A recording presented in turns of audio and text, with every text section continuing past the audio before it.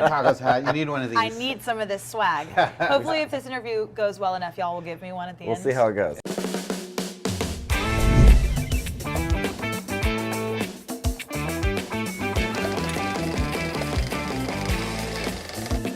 You guys are taco journalists.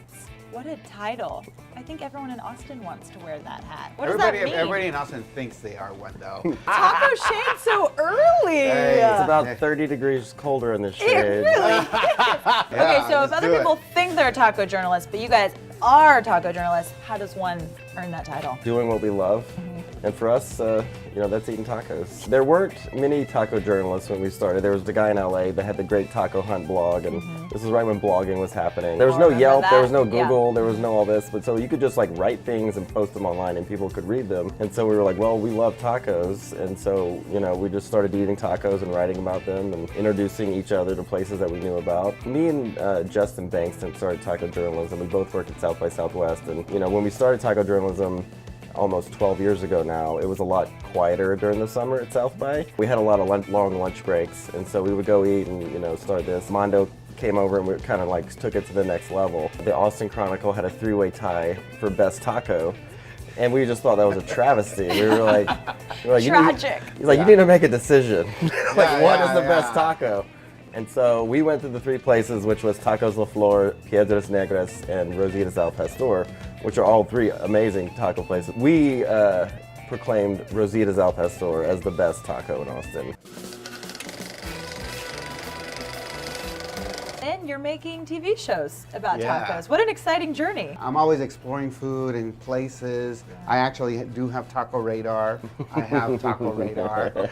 Growing up, with this food that my mom or my grandmother or my uncle made, I bring that through a lot of the, the different stories that we tell. Yeah. This new web series is based on the Tacos of Texas, which is our book with UT Press. We travel to 7 cities across Texas. You can go anywhere and eat tacos, anywhere in Texas, right?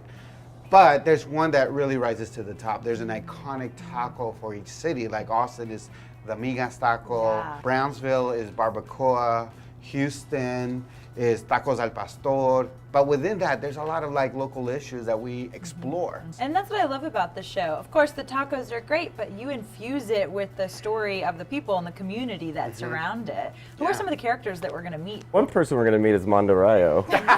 We've grown up watching a lot of television shows and travel shows, and it's usually a white guy going into a taco place. One of the big things for me was being able to let Mando tell stories like this from his perspective as a Latino, as someone who is in the community, who grew up with this. That was the basis for the whole show, is telling these stories and finding the people who are actually making the tacos. For me, it's really kind of focusing on the little mom and pop shops, but as well as this taco gentrification that's happening in East Austin, where on one street, on Cesar Chavez, you get a $2 taco. At the end of that street, you can get an $18 taco plate, So it's exploring some of those issues, but then also going home and showing Jarod how to make real deal carnitas.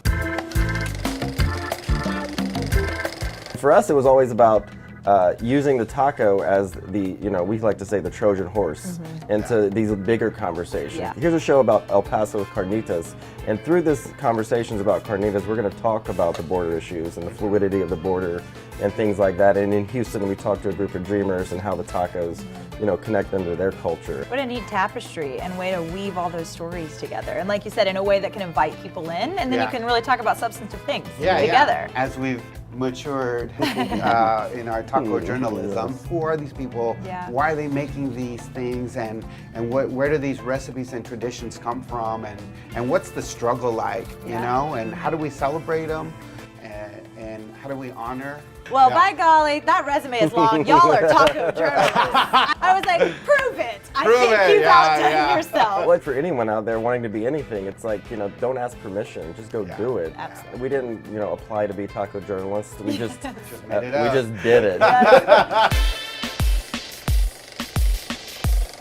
So y'all live this great taco life, so we want to taco about it. Talk about it. Okay? All right. So that would be so much cooler if I had a hat on when I said that. We can yeah. probably make it Closer? happen. Okay. We make it happen. Going We good know so people. far. You guys do everything as a duo, and you have a lot of similar interests, it sounds like, but you also came from different backgrounds, Yeah. have different taco eating styles. So we just want to throw out a few scenarios and see who would be the most likely to do it. Great. All right. Who would be most likely to eat a ghost pepper on a taco? Me. Any place we go. They're like, do you have any chilies? Do you have any peppers? Do you have Yeah. anything I can put on this that'll make me Salsa sweat? shot is a must. Because I ate There. ghost peppers once and it really hurt me. Okay. It was hard. Riding a bird scooter around town. Neither of us. Neither of us know. It's No. a public safety risk if I'm involved. Yeah. Dude, not even wearing helmets. There's no helmets. Who would we most likely see riding the Zilker Zephyr? Both of Oh, us. both of us. I love the Yeah, Zilker yeah. I Zephyr. feel like who could we find mutton busting at the rodeo? Definitely me. I Go grew back up to in those Beaumont. days. I had some rodeo people. Yeah, we in had my some life. rodeo days. Yeah. Most likely to scale down the Frostbank Tower. With a rope. Maybe like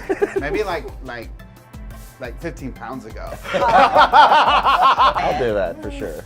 Wow, you Yeah. guys are brave. You won't get on a bird scooter without a helmet, but you'll Yeah. scale down a building. Well, it's a different kind of scary. different. Who is most likely to be seen at the Britney Spears concert? I am.